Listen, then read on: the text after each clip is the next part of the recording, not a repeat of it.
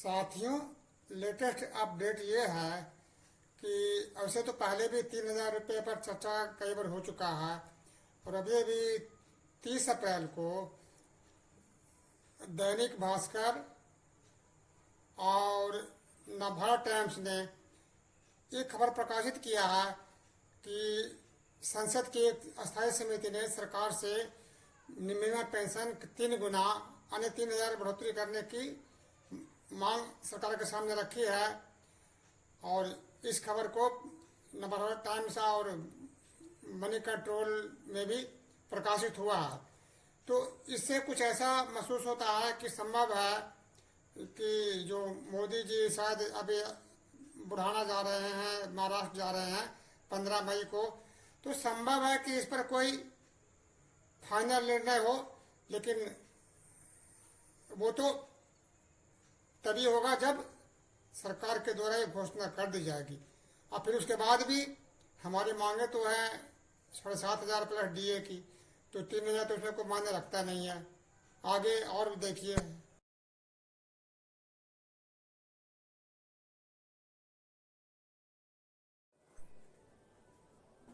साथियों, ईपीएस 95 के बारे में कुछ पॉजिटिव न्यूज है, तो सोचा कि आप लोग को थोड़ा इसके अवगत करा दें।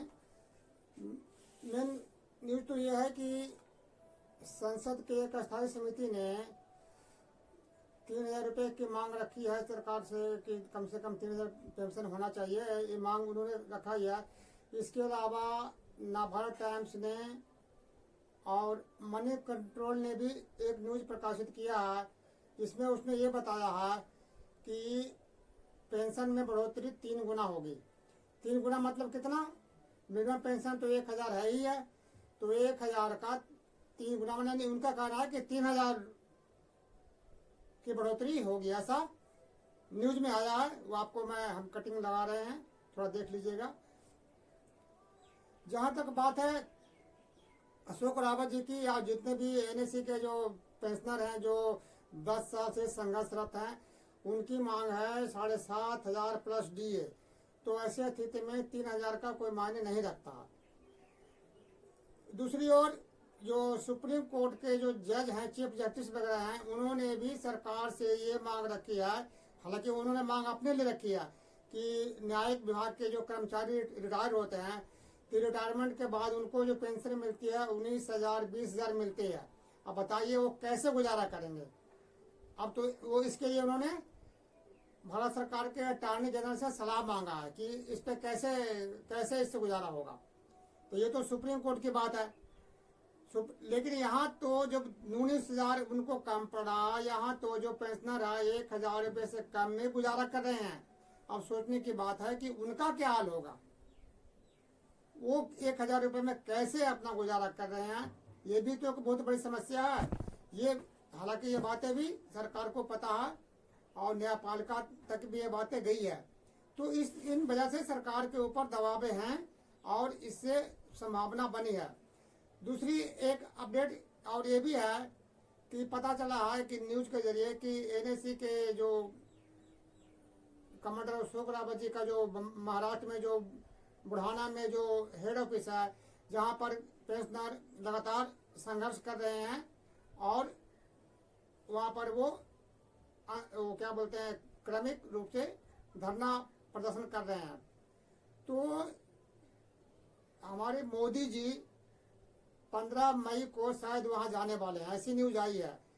उनसे मिलेंगे तो संभव है तो कुछ आश्वासन दें, क्योंकि आश्वासन तो 10 साल से देते ही आ रहे हैं। तो आश्वासन से तो काम चलेगा नहीं जब तक कि वो हमारे पेंशन में बढ़ोतरी नहीं कर देते हैं डीए के साथ में। यहाँ तक रही बात कि सरकार पेंशनरों के अधिकारों के प्रति बिल्कुल ही लापरवाह है। और हमारे जो पेंशनर के जो रावत जी हैं, उनकी जो नीति है सरकार के प्रति, हाथ जोड़कर काम करवाने की नीति है। तो हाथ जोड़कर काम करवाने से मुझे तो नहीं लग रहा कि सरकार इनकी मांगेगी। आपको पता होना कि चाहिए कि जब रावण युद्ध के लिए जब श्री राम जी लंका की तरफ बढ़े थे, तो रास्ते में समुद्र आ गया था। तो हमारे राम जी कई दिन तक समुद्र से हाथ जोड़कर प्रार्थना करते रहे कि हे समुद्र हमें रास्ता दे दो, रास्ता दे दो, लेकिन उन्होंने समुद्र ने उनकी एक नहीं सुनी। तब जब क्रोधित होकर के श्री राम ने अग्निबाण निकाला और समुद्र को सोखने के लिए धमकी दी, तब जाके समुद्र साक्षात खड़े हुई और उनको रास्ता के लिए पेशकश किया। तो वही हाल हमारे रावत जी का है। हम इस वीडियो के माध्यम से अशोक रावत जी को ये संदेश देना चाहते हैं सभी पेंशनरों की तरफ से। हम सब मैं समझता हूँ कि आप भी इस बात के सहमत होंगे ही होंगे कि इन्हें जब भी आंदोलन की जरूरत होता है, जब कहीं भी चुनाव होता है, चाहे चुनाव सेंट्रल में हो चाहे राज्य में हो, अभी हरियाणा में चुनाव हुआ था, दिल्ली में चुनाव हुआ था, संसद का चुनाव हुआ था, तो उस टाइम ये आंदोलन जब करना चाहिए, तेज सरकार के खिलाफ आग उगलना चाहिए, तो उस टाइम ये शांत होकर बैठ जाते हैं। या तो शांत होकर के बैठ जाते हैं या फिर सरकार इनको शांत करने के लिए आश्वासन देते हैं कि आप शांत रहिए, आपका हम काम कर देंगे। क्योंकि श्रम मंत्रालय या वित्त मंत्री तो यही कह रहे हैं कि आप काम करेंगे, काम आप काम करेंगे काम। अरे भाई कब करोगे, आखिर कब तक करोगे? यहाँ तो लोग हर साल 100-200 पेंशनर हर साल स्वर्ग सिधार रहे हैं, और उसके बाद भी क्या रावत जी को ये दिखाई नहीं दे रहा है कि क्या इस तरह से हाथ जोड़ करके आप इनसे काम ले लेंगे?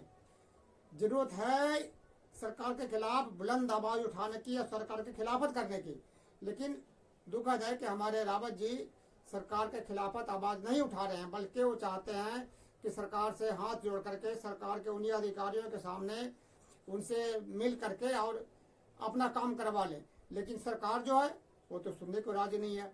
तो इस स्थिति में क्या आपको लगता है कि इस तरह से सरकार इनकी मांगेगी?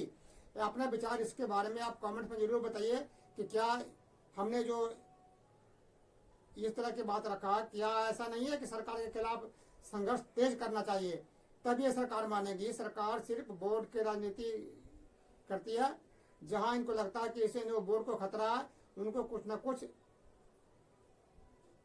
देकर खुश कर देती है। लेकिन इनको तो पेंशनर से तो कोई खतरा ही नहीं है। इनको तो पता है कि जब वो चाहते हैं, मोदी जी को जब जरूरत होती है कि आप इलेक्शन का टाइम है, इसे हमारे जो से कि एजुकेशन में यदि को तेज करेंगे तो इलेक्शन पर बुरा असर पड़ेगा, इसलिए उनको शांत करवा देते हैं। और जब इलेक्शन खत्म हो जाता है तो फिर अपने आंदोलन धरना तेज कर देते हैं। यही तो हम देख रहे हैं। तो इस स्थिति से तो काम चलेगा नहीं। हमारे विपक्ष के सांसद भी हैं और कई सांसदों ने भी सरकार से इसके मामले में आवाज उठाया है। सुधमा प्रसाद जी हैं कम्युनिस्ट पार्टी के मालिक के, उन्होंने भी संसद में आवाज उठाया है, और भी कई नेताओं ने आवाज उठाया है। तो इनको साथ लेकर के, सबको साथ लेकर के एक मंच पर ला करके और सरकार के खिलाफ आंदोलन छेड़ने की जरूरत है। तब जाकर के सरकार चेतेगी और सरकार सामने आएगी और पेंशनरों की मांग मांगेगी। नहीं तो हमें तो नहीं लग रहा कि इस तरह से वो हाथ जोड़ने से सरकार इनकी मांग मान लेगी। फिर भी जो भी है, अभी तो फिलहाल यही कर रहे हैं। हालांकि हम कई ट्रेड यूनियन हैं और ये जो है विपक्ष के कई नेता हैं, वो लगातार संसद में इस पर अपनी मांग रहे हैं और पेंशनरों के हक में लड़ रहे हैं और इनके साथ हैं। जरूरत है सिर्फ सरकार के खिलाफ आंदोलन करने की। लेकिन दुखद ये है कि सरकार के खिलाफ आंदोलन नहीं हो रहा है, क्योंकि इनके आंदोलन में भी ये नारे लगते हैं, ये अंदर की बात है, हम मोदी जी के साथ हैं। तो दोनों चीजें नहीं चलेगा। आप मोदी जी के साथ भी रहो और मोदी जी से आप मांगो भी। अब ये आपको ये बता दें कि ये पेंशनर जो लड़ रहे हैं या जो भी पेंशन के लिए मांग कर रहे हैं, ये कोई भीख नहीं मांग रहे हैं। ये आज जो इतनी आधुनिक भारत देख रहे हो, इतने जो एयरपोर्ट बन रहे हैं, मेट्रो बन रहे हैं, इतने जो ट्रक भड़क देख रहे हो, इन मजदूरों के, पेंशनरों के खून पसीने के कमाई के बदौलत ही इतना आगे बढ़ा है। जो भी आगे बढ़ा है ये हमारे जो, चाहे वो सरकारी क्षेत्र के हों चाहे निजी क्षेत्र के हों, उनके लगन और मेहनत तो खून पसीने के कमाई से ही इतना आगे हम बढ़े हैं। तो निश्चित है कि सरकार को इस पे ध्यान देना चाहिए, और यदि सरकार ध्यान नहीं देती है तो सरकार के खिलाफ खुल्ला संघर्ष का ऐलान करना चाहिए। अभी जल्दी में ही बिहार में चुनाव होने वाला है।